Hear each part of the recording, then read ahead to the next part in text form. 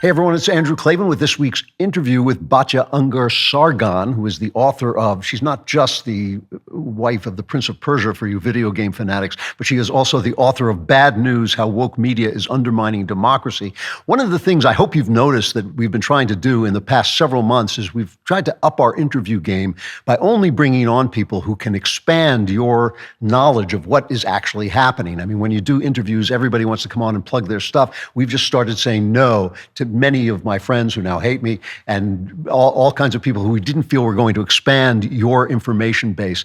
As a result of this, I find myself reading books as research, and then I can't put them down. I told you that was true of Ask Nada by Maureen Callahan about the Kennedy women. This book, Bad News, How Woke Media is Undermining Democracy, is first of all, it's beautifully written, it's wonderfully researched, but it also will give you a feeling for the media that you simply do not have right now. I'm going to read to you a paragraph, and then we'll talk to Batya. Put simply, journalists rising to the American elite and journalists mainstreaming radical ideas about race are two sides of the same coin. The recent obsession with identity has allowed journalists to pretend, indeed to believe, they are still speaking truth to power, still fighting on behalf of the little guy, even after they have themselves ascended to the ranks of the powerful, even when they are speaking down to an audience who, in more cases than not, have less than them on every measurable scale. It has quite simply been a displacement exercise. Instead of experiencing economic guilt about rising inequality and their status among America's elite, members of the news media, along with other highly educated liberals, have come to believe that the only inequality that matters is racial inequality, the only guilt that matters is white guilt, the kind you can do absolutely nothing to fix. Batya, thank you for coming on. It's good to see you again. Thank you so much for having me.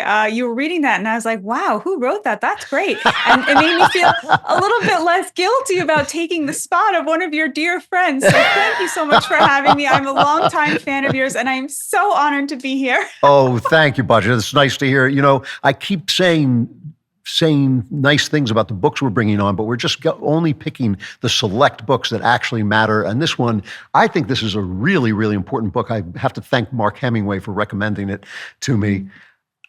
Let me start with this. I would say you're more on the left than on the right.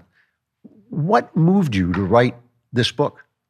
Wow, that's a really good question. I really hate bullies and I hate liars and I hate people who lie to hide their bullying, which is what our news media does every single day. And I think that's probably the main motivation behind it. I tried to write another book before I wrote Bad News. I'd been doing a lot of traveling during the Trump years and especially in the South. And I had been surprised in a big way to find that actually more unites us as Americans than divides us.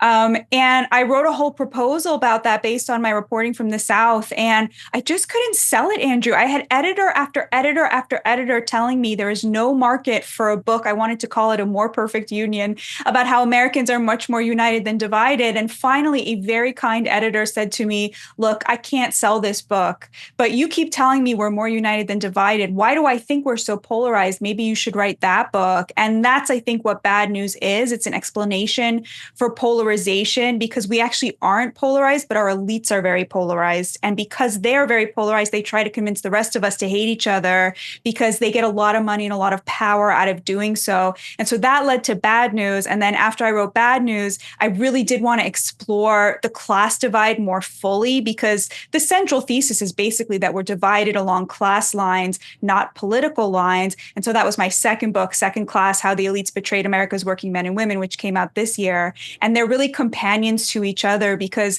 that is really the central feature of American life, is the class divide. That's kind of why I think I'm a leftist, because I'm obsessed with class and I'm obsessed with this idea that people can work much harder than me, like backbreaking labor at 2-3 jobs and not be able to feed their families. I think that is an outrage. And I think it is an outrage that the Democrats lost the working class. And so that obsession, I think, is what led me sort of certainly more to the center, more to the Trump camp for sure. But from that leftist point of view, somebody recently joked and said, we need to get you a T-shirt that says commies for Trump, you know? That's exactly why I became a conservative. I hate bullies. That's exactly why I became a conservative. Yeah. And I always tell people I'm a conservative because I'm a liberal, and that's where the liberalism has gone. That's great. I'm fascinated. I'm fascinated by the media, and I want to talk to you about the class thing more. But I am fascinated by the idea that the media is suffering from elitism. That elitism, that everything they're doing is for the elite. Explain how that works out in questions of race. I mean, you think when your people are talking about questions of race, they're talking about people who are underserved, but then you come up with ideas like defund the police, and you think, have you ever met a poor person? Have you ever gone into a neighborhood where there are poor people? I mean, that's such an insane idea. Why do those two things go together like that? Right. And the perfect example of this, just so your audience has like an object in mind that really solidified it. Back when I used to get the New York Times in 2020, it arrived at my house one Shabbat morning. And, on Saturday, you get like a lot of the Sunday paper and it has a magazine in it. So I pull out the magazine, and on the front cover of the New York Times magazine was Angela Davis, the sort of big black activist. And on the back cover of it was an ad for a Cartier watch. And like that, people would say, those don't go together. No, of course those go together. Those are two sides of the same coin. That radical activism, the radical chic, as Tom Wolfe called it, all those years ago, that is part and parcel of economic privilege today. So we've seen this massive realignment that you talk about a lot in your show. The Democrats used to represent labor. Working class people used to be the majority of journalists. They came from working class backgrounds. They didn't go to college. In 1930, only a third of journalists had a college degree. The kind of person who would become a journalist was the kid who sat like in the back of the classroom, like cracking wise, making fun of the teacher, getting kicked out of class. And so when all of his friends went to work the line at the local factory, they wouldn't take him, because he doesn't follow orders. He'll be a danger to everybody. So instead, he went to Washington to hold the powerful accountable in the name of his friends who were working the line. And they would live in working class neighborhoods and working class communities. Actually, the vast majority of journalism for most of the 20th century was local journalism. People were accountable to their local communities, and they were working class. And what happened was there was a status revolution among journalists, just like the status revolution among who the Democrats cater to. So if the Democrats used to cater to labor, over the course of the 20th century, they really abandoned the working class to cater to highly credentialed college elites on the one hand, and then the dependent poor on the other hand, right? It's this sort of uneasy coalition between the two, although it's actually quite easy because if there's one thing rich liberals love to do, it's pay higher taxes and redistribute them to the poor, right? So those things really work pretty well together, right? So they abandon the working class, and journalists, because they tend to be liberal, they tend to have bleeding hearts, they still saw themselves as, the hero, right, on the side of the little guy, even though they were part of this radical ascent of Democratic voters who used to be middle class and now are upper middle class. Now they're really part of the top 20% because they created an economy that really rewards having a college degree in a big way and really penalizes people who work with their hands for a living. And the status revolution in journalism specifically was one of the primary enablers of this. And the way you can think about this is, it used to be journalism was created for the masses, but as journalists started to become more and more highly educated, and as a result, be able to command higher and higher salaries, they started producing journalism for themselves and their friends who were other college-educated elites. And so when Bill Clinton showed up and proposed something like NAFTA, journalists no longer lived in communities where their friends from high school were going to be put out of a job by something this terrible.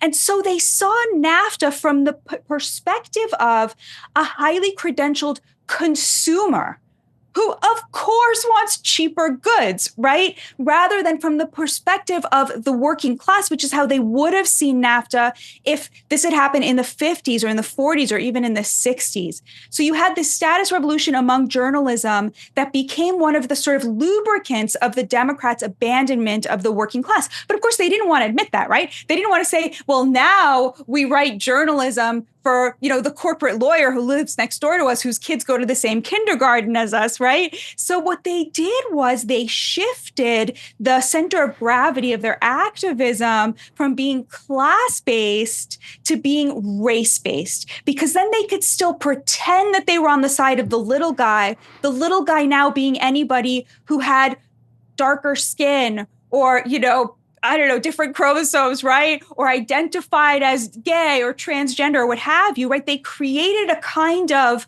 object of pity to replace their fellow Americans who actually had lost the ability to achieve the American dream despite working much harder than them. And that's really the story that I tell in Bad News, is how this status revolution and the abandonment of the working class reached its apex in the woke discourse, because the woke discourse enabled them to still masquerade as on the side of the little guy while themselves benefiting in massive economic terms from the Democrats' plunder of the middle class on behalf of the top 20%. Many people can attest that there's nothing more annoying than when blinds let in that sliver of light at the crack of dawn. And unless you're a morning person, if you've seen one sunrise, you've seen them all. Now there's a better way to buy blinds, shades, shutters, and drapery. It's called 3-Day Blinds. They are the leading manufacturer of custom window treatments in the U.S. And right now, they're running a buy one, get one 50% off deal. You can shop for almost anything online these days. Why not shop for blinds too? These make a big difference. Guys don't think about blinds, but I do notice when my wife puts up window treatments, it just changes the whole atmosphere of the room. It makes it so much nicer. And I say, good job, wife. Thank you very much. 3-Day Blinds has been in business for over 45 years and has local professionally trained design consultants who have an average of 10 plus years of experience. That's why they are the highest rated blinds company on Trustpilot at 4.7 out of 5 stars. So just set up an appointment and you'll get a free, no obligation quote the same day. If you're not very handy, the expert team at 3-Day Blinds handles all the heavy lifting. They design, measure, and install so you can sit back, relax, leave it to the pros. Right now, you can get 3-Day Blinds buy one, get one 50% off deal on custom blinds, shades, shutters, and drapery for a free, no charge, no obligation consultation. Just head to 3dayblinds.com/Klavan. That's buy one, get one 50% off when you head to 3dayblinds.com/Klavan. One last time, that's the number 3, DAY, blinds.com/ how do you spell it? KLAVAN. It's amazing. It is absolutely true. I get notices from the New York Times, and it'll say breaking story this, and it's race this, race that, and then every fifth one is an ad for some fantastically expensive piece of jewelry or how to make the perfect, Mai Tai or something like. It's just insane. The conflict. So I was a newspaperman in the 1970s after Watergate. And I worked in a small town newspaper with Adam Nagurney, who went on to be the head political guy at the New York Times. And he was far left to me. I was a lefty, I was a liberal, but he was far to left. But he used to berate me if I was not objective, if I was too liberal, if I let liberal assumptions come in. And then he became the perfect New York Times guy. When did objectivity become a bad thing? Right. I think that was much more recent. Yeah. First of all, objectivity only entered this scene as a kind of journalistic value in the post-war era, right? So, I often joke, like in the 1920s in New York City, you could be a communist and there would be 7 communist newspapers that you would never dream of reading because they were the wrong form of communism, right? The press was very partisan. But it was partisan on behalf of labor and on behalf of the working class. Why? Because they were most of the population. And so if you wanted to make money, you write for the biggest consumer in the market, right? The biggest market share of the consumers, which was working class people and poor people. And so the journalism was super, super biased on behalf of labor. And because journalists were themselves working class, they would write about issues in the economy from the perspective of labor. Of course, the New York Times always catered to the elites. They were always elite newspapers, right? But this was sort of by and large, most newspapers catered to sort of the vast middle, which is where people were at, but they were quite left in terms of like their politics.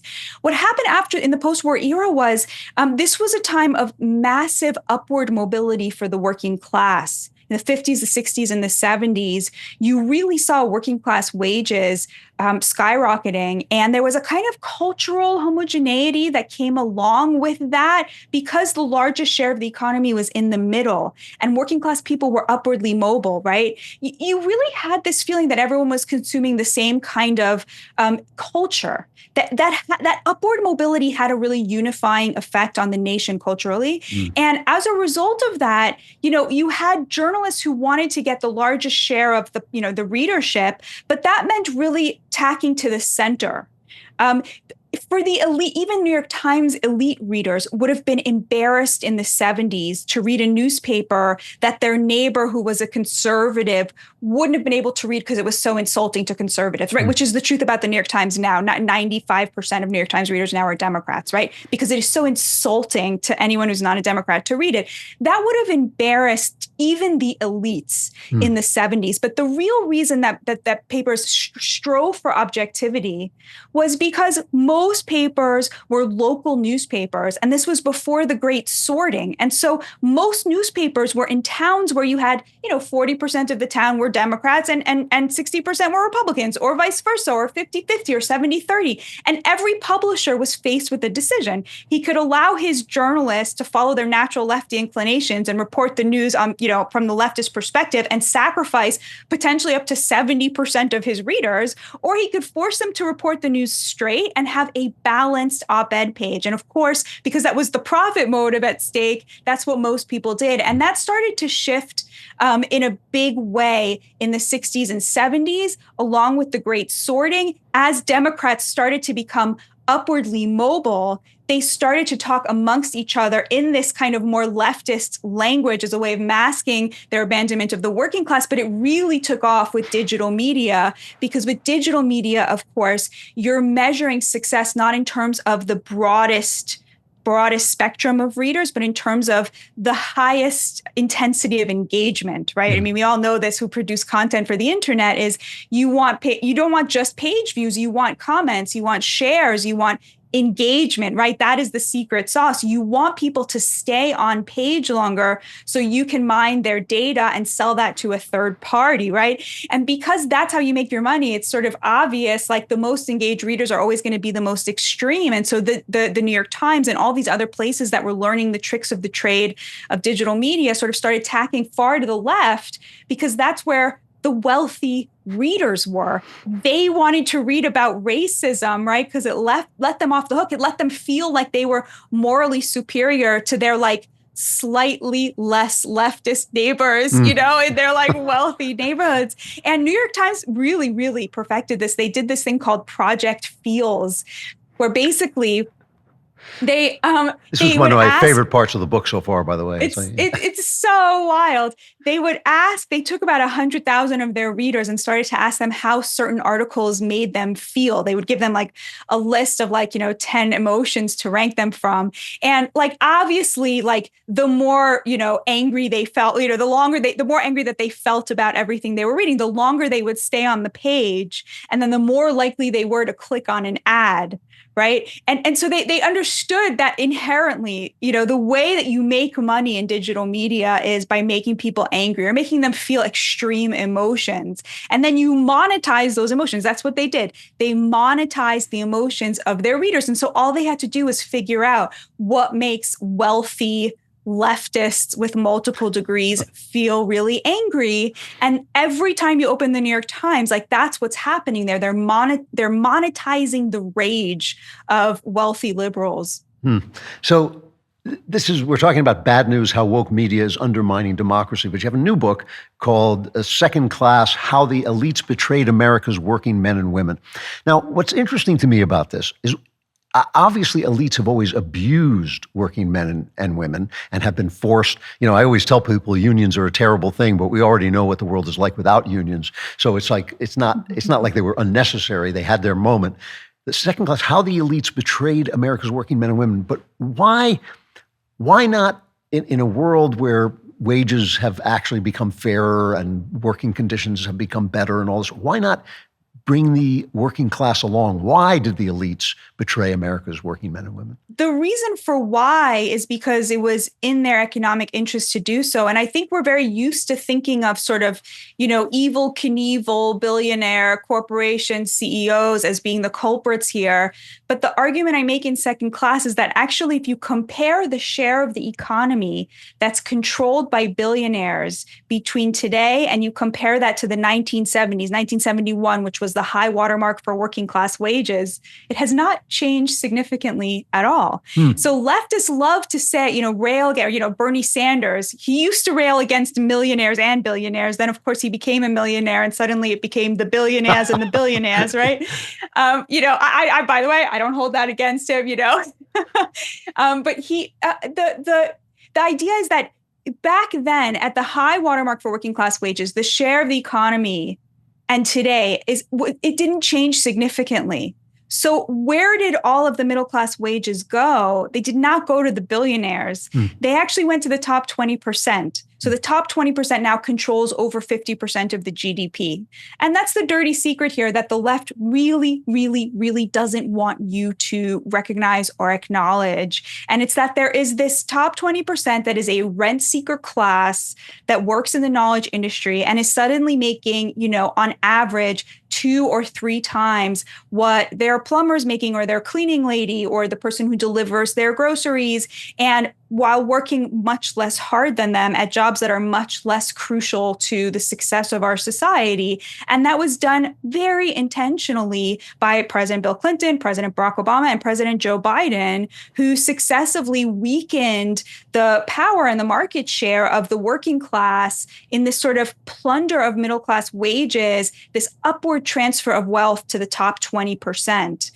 So I think they did it because it was in their economic interest. Now, I do think these people maybe don't know this about themselves. Like they don't realize that like they believe that the reason they want an open border is because their heart bleeds for, desperate Venezuelans.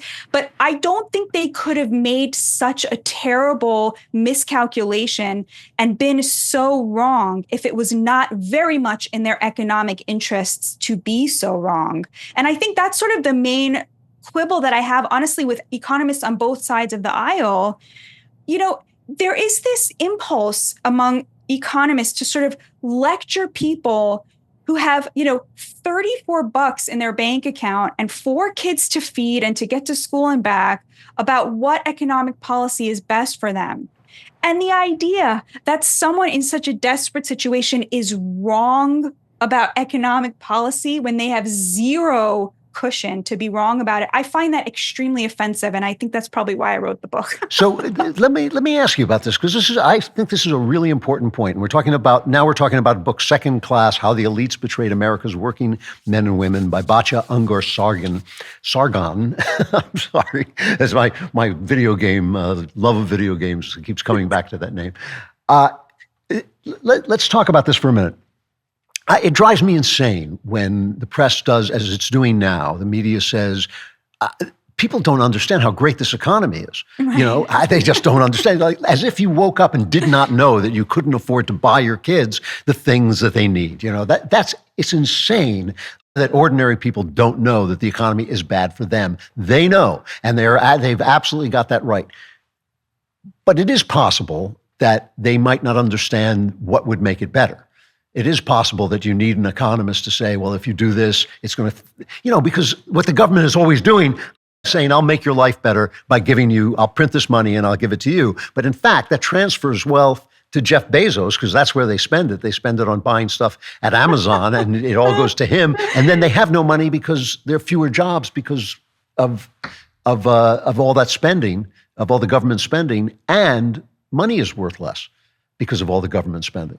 So, I mean, you can buy people off short term that in ways that hurt them long term. I mean, this is one of the reasons I actually became a conservative, is because I became convinced that some conservative economics sounds heartless but isn't. I mean, is it not possible? Well, let me ask you this. What would you say is the way forward when there is so much inequality? It has gotten much more unequal in ways that are bad. And I know plenty of right-wingers who do not get that and don't understand how bad it is. But still, what is the way forward out of that predicament? So for Second Class, I traveled around the country for about a year interviewing working class people from across the political perspective, Democrats, Republicans, progressives, from everything, big, a lot of Trump support, but also a lot of Democrats. It probably will not surprise you to learn that working class people, including the ones who are struggling, working really hard and really not making it, they hate welfare. They do not want welfare. And it's so funny because when I started writing Second Class, I went and read all of the ethnographies of the working class that were written by, academics, sociologists over the last 5 years, 10 years. And it was so funny because they all had the same problem, which was they would interview a lot of working class people. And the working class people would say to them, we hate welfare, we hate welfare, we hate welfare, we hate welfare. And all of these ethnographies would end with the same conclusion. And so you see, the thing that would really help the working class is more welfare. And I was expecting Democratic working class people to say Section 8 housing would be great, would really help me. Food stamps would really help me. No, they do not believe in this redistributionist model. They want an economy that protects their labor, that gives them dignity. They get so much dignity from their work. The problem is that there is corporate price gouging. There is corporate malfeasance. So these very hardworking people, and Andrew, these people work so hard. It is so humbling how hard they work and how little they want. And they're conservatives, by the way. That was the other thing that I found, this theme of unity. I mean, they agreed on almost all cultural issues, almost all policy issues, whether they voted Democrat or Republican. There was so little daylight between, the gay certified nurse's aide working in Florida in a nursing home, and then the Trump voting, West Virginia Amazon truck driver. These women, agree on everything, whether it's abortion, LGBTQ stuff. It's so amazing. Immigration, welfare, everything, housing, you name it. They would have this very similar view. The problem is neither party was really speaking to them. And so, they don't want welfare. They don't want redistribution. I will tell you, Kamala Harris coming out with this sort of economic platform designed specifically to speak to the cost of housing, the cost of groceries, the cost of retirement, the cost of childcare. This is the kind of stuff that people are really going to be listening to. And, for conservatives just to label it communism, it's just not going to cut it. I mean, there are real problems in our economy, and the people who work the hardest, these people deserve our respect, and they deserve for us to say, okay, how can we draw the line between a policy and you guys and making your lives easier? I will say the one thing, there are many things that Donald Trump did in the economy that helped a lot, and that helped both in real economic terms, put money in people's pockets, which even the Democrats would say over and over, but also made people feel really seen and heard and like they weren't forgotten anymore. Closing the border, just number one, it's the most obvious supply and demand. The more you have of something, the cheaper it's going to be. You bring in 15 million people, labor's going to be cheaper, right? We should want labor to be more expensive. Yeah, that's going to make life for us more expensive.